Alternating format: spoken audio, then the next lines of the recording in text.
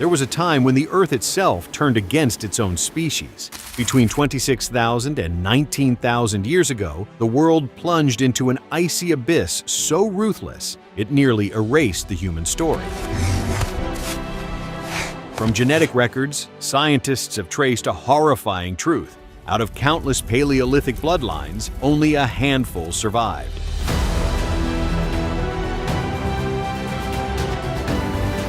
99.9% of all human threads were cut, leaving a genetic bottleneck so severe it nearly ended our entire species. This was the crucible of the Last Glacial Maximum, where nature, predators, disease, and our own violence conspired to crush us. The era with a 0.1% chance of survival. And yet, against every rational prediction, someone made it through. And from those few survivors, the rest of us were born. Chapter 1. Climate's Ruthless Whiplash.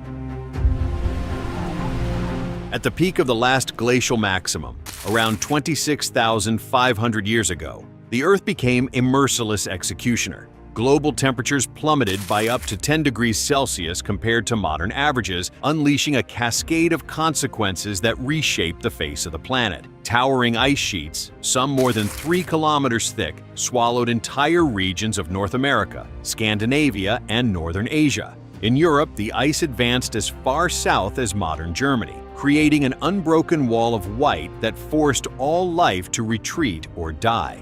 Sea levels dropped by as much as 120 meters, exposing vast plains like Doggerland between Britain and continental Europe, but these new lands were no refuge. They were bitter, treeless, swept by hurricane-force winds and storms of bone-dry dust. Scientists reconstructing this era through ice cores and ocean sediments have found evidence of a global climate system in chaos. Analysis of Greenland ice cores shows that within as little as a decade, temperatures could swing dramatically, plunging human communities into sudden freeze events with no warning. Pollen studies from ancient lake beds across Europe confirm entire plant communities collapsing and shifting, leaving people with no reliable food sources. In places where hunting had been abundant, herds of reindeer, horse, and bison migrated hundreds of kilometers away, or vanished completely. Some species, like the giant woolly rhinoceros, were pushed to extinction by the advancing cold.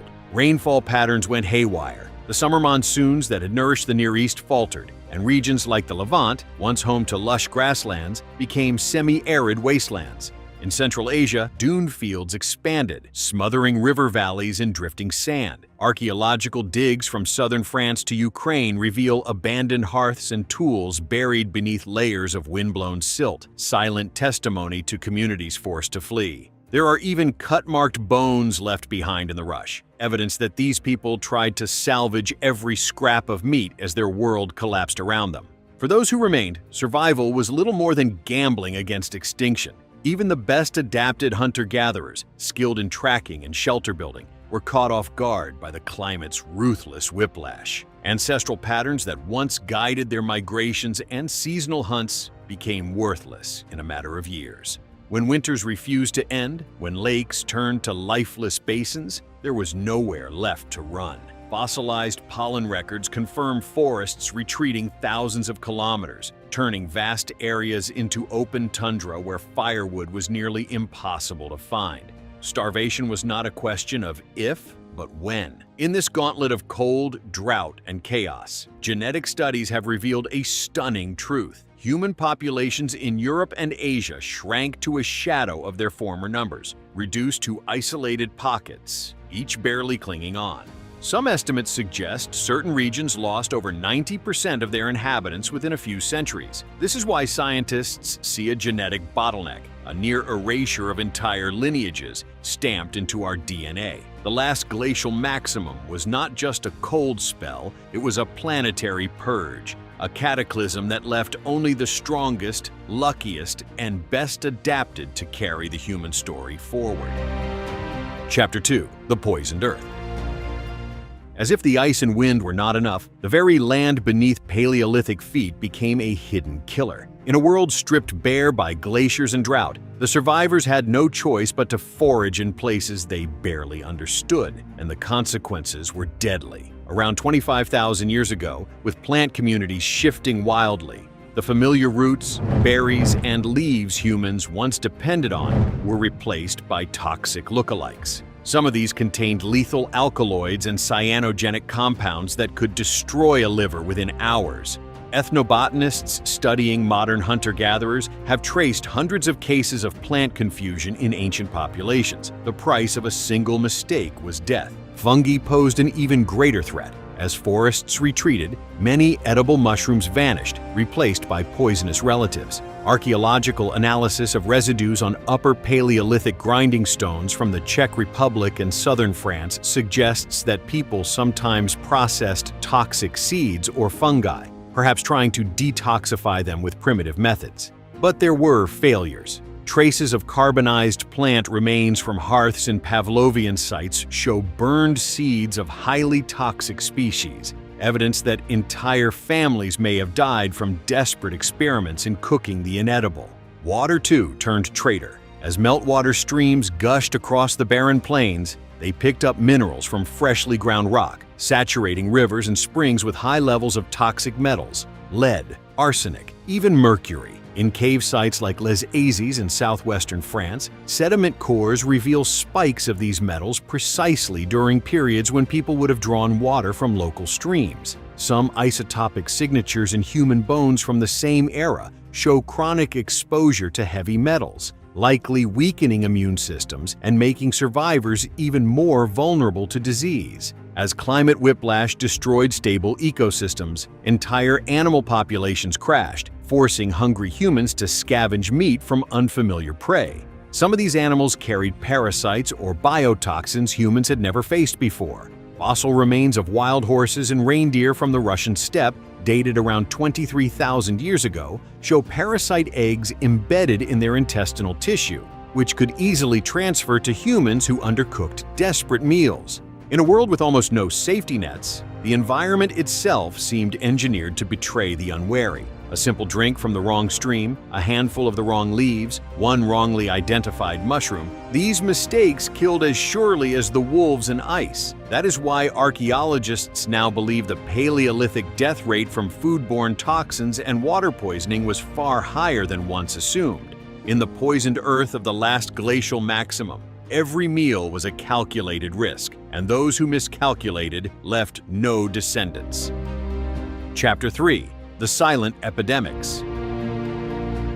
Long before the rise of crowded farming villages and filthy medieval cities, disease was already hunting humans. During the Last Glacial Maximum, parasites and pathogens flourished in ways few modern people can imagine. Excavations of Paleolithic burial sites, from Italy's Paglici Cave to the rock shelters of Moravia, have revealed subtle skeletal lesions hinting at chronic infections. Bone abscesses, joint damage, and periostitis, an inflammation linked to persistent bacterial attack. These marks are quiet signatures of diseases that stalked even the smallest bands of hunter-gatherers. Ancient DNA analysis has shown that some of these pathogens were shockingly familiar. Fragments of bacterial genomes recovered from dental calculus, the hardened plaque on ancient teeth, confirm infections by species of Streptococcus, Staphylococcus, and other microbes that still trouble modern hospitals. Unlike later agricultural plagues, these infections didn't require cities. They thrived in cramped caves, on dirty tools, and on poorly cleaned hides. Parasitic worms may have been an even greater danger. Coprolites, fossilized feces from Upper Paleolithic layers in Europe and Asia, show eggs of whipworm and roundworm, parasites that steal nutrition and damage the gut. In a starving population, that could tip the balance from survival to death. These parasites likely co-evolved with Paleolithic humans for hundreds of thousands of years, becoming quiet executioners no spear or club could defeat. Researchers studying hunter-gatherer remains in the Levant have also discovered that tuberculosis, once thought a disease of settled agricultural people, was circulating in humans at least 20,000 years ago. Genetic markers of Mycobacterium tuberculosis lie embedded in the ancient DNA of people who hunted ibex and gazelles on the dry, windswept plains. The evidence suggests tuberculosis may have evolved with humans far earlier than previously believed, hiding in small groups smoldering across generations. Waterborne killers were everywhere. In a world where safe drinking water was a gamble, diarrheal disease was a constant specter. A single contaminated stream could sweep through a band and kill its youngest and weakest within days. Microscopic parasites such as Giardia and Cryptosporidium likely lurked in animal-contaminated water sources, as they do in remote communities today. But Paleolithic people had no boiling pots, no antibiotics, no knowledge of germ theory. They drank, they died, and the cycle continued. In this harsh world, disease did not wait for civilization to flourish. It was already there, woven into the fabric of human existence. Ancient pathogens left no scars on stone tools, no cave paintings to warn the next generation. They were silent, invisible, and for tens of thousands of years, just as lethal as the fangs of any cave lion. Chapter 4. Apex Hunters in the Night. In the frozen chaos of the Last Glacial Maximum, Paleolithic humans were not alone in their struggle to survive. They shared their shrinking world with predators of terrifying size and power, creatures whose senses were sharpened to hunt anything warm-blooded, including humans. These were not distant mythic beasts. They were real, and they walked the same trails, tracked the same herds, and crept into the same caves where people huddled for warmth. Across Europe and northern Asia, the cave lion Panthera spelaea ruled the open steppes. Larger than modern lions, with massive jaws and the strength to take down a horse or even a bison, they sometimes prowled in family groups, an unstoppable force in a landscape stripped of hiding places. Fossil remains from Chauvet Cave and predator dens in the Swabian Jura reveal human bones gnawed and cracked, suggesting people were sometimes hunted rather than hunters. Then came the cave hyenas, Crocuta spelaea, bone-crushing giants whose packs may have numbered dozens. Their jaws could shatter the femurs of horses with a single bite.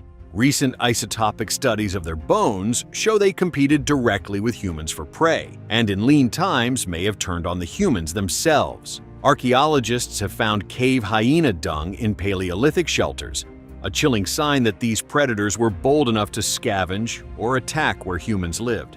On the American plains, dire wolves Conisderis roamed in enormous packs, their bones littering the La Brea tar pits by the thousands. With a bite force surpassing any living dog, they could bring down megafauna, and humans were no safer than any prey animal crossing their path. Some models suggest dire wolves coordinated hunts over vast territories, making the chance of a lone human surviving an encounter almost zero.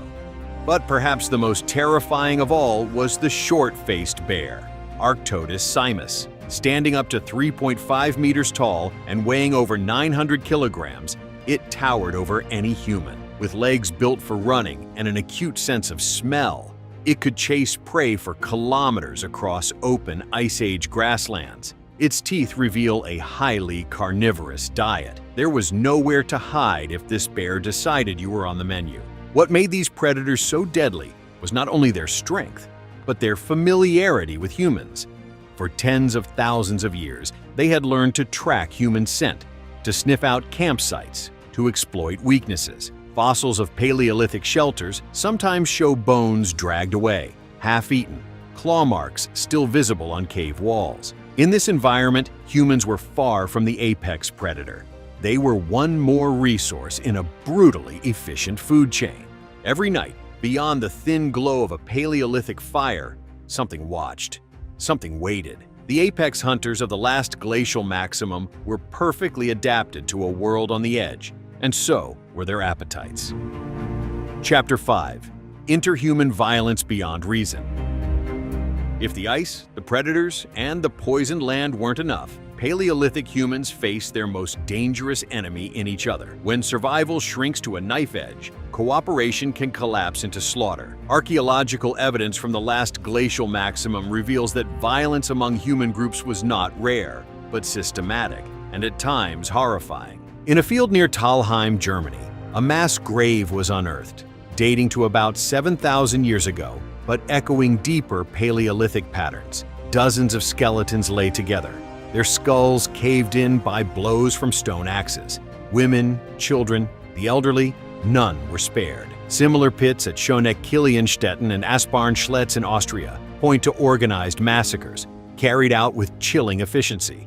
These were not random raids, but exterminations, wiping out rival groups to remove them from the competition for food, territory, and even mates.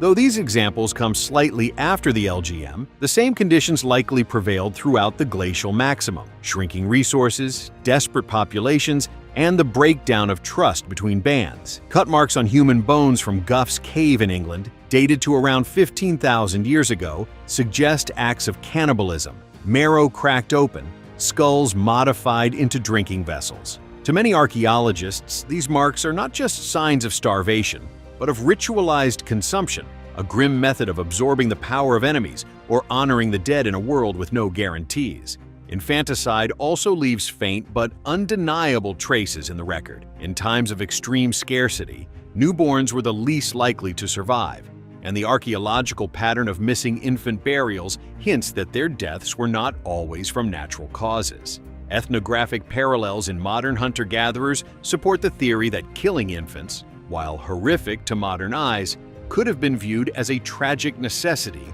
to preserve the rest of the band. In a world where one extra mouth might doom everyone, mercy took on a brutal definition. Weapons recovered from the Upper Paleolithic, backed blades, spear points, even early projectiles, show signs of damage consistent with use against other humans, not animals. Bone points embedded in human skeletons, unearthed in sites from France to Siberia, tell the same dark story. Neighbor turned against neighbor. Anthropologists believe that some groups developed complex alliances to defend scarce resources, while others turned to total annihilation of their rivals. This was not the noble savage of modern fantasy. These were humans stripped to the core, driven by hunger, fear, and an instinct to protect their own bloodline at any cost. The Last Glacial Maximum did not just test their skills against the land. It pitted them against each other in conflicts that rewrote the boundaries of kinship, loyalty, and violence. Chapter 6. The Vanishing Lineages. While a small handful of humans endured, countless others were lost to time forever. The Last Glacial Maximum was not just a test of survival for one species, it was an extinction lottery across the entire human family tree. Fossil and genetic records confirm the collapse of entire hominin lineages during and after this brutal era. The Neanderthals, who had survived across Eurasia for over 300,000 years, vanished by around 40,000 years ago, right on the eve of the cold's most severe grip. Denisovans, a close cousin known from a handful of bones in Siberia, faded into genetic traces soon after. Even within Homo sapiens itself, whole branches of our ancestry were clipped from the tree. Mitochondrial DNA studies show how severely these lineages bottlenecked. One study of modern European gene pools reveals that fewer than 20 maternal lines account for almost everyone alive today in that region, hinting at the staggering loss of families who simply could not outlast the cold, the famine, and the violence. Y chromosome diversity also plummeted, suggesting that many male lineages were erased in a wave of competition, disease, and simple bad luck.